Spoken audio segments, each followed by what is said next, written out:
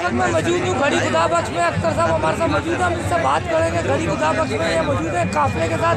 कितनी गाड़ियों का काफिला लाए ये बताएंगे। जी अख्तर साहब क्या कहेंगे, अपना पूरा तारुफ करवा दें और यहाँ पे काफिले की शक्ल में क्या कहेंगे। औज़ु बिल्लाहि मिनश शैतानिर रजीम, बिस्मिल्लाहिर रहमानिर रहीम, अल्हम्दुलिल्लाहि रब्बिल आलमीन, इय्याका नअबुदु व इय्याका नस्तईन।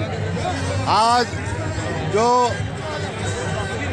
दिन है वो एक अजीम लीडर जो हमारे दरमियान आज नहीं है, मोहतरमा बेनज़ीर भुट्टो साहिबा, जो सिंध की रानी थी और पाकिस्तान की बहुत बड़ी लीडर थी, जो आज ये खिला पूरा नहीं हो सकता।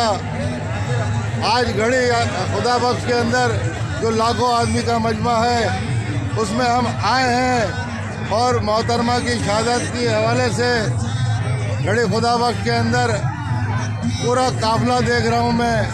हम एक क़यादत जो फेल आब्दी के साथ हम वहाँ से कराची से रवाना हुए हैं, जिसमें हमारे दोस्त अजीज़ मेमन जो हमारे कोऑर्डिनेटर हैं सिंध बिल्डिंग कंट्रोल अथॉरिटी के, और मैं सदर बात कर रहा हूँ peoples military Sindh building control authority के हवाले से, जो सिंध का मैं सदर हूँ यूनियन का, और मेरे साथ जॉइंट सेक्रेटरी ताहिर भाई भी हैं।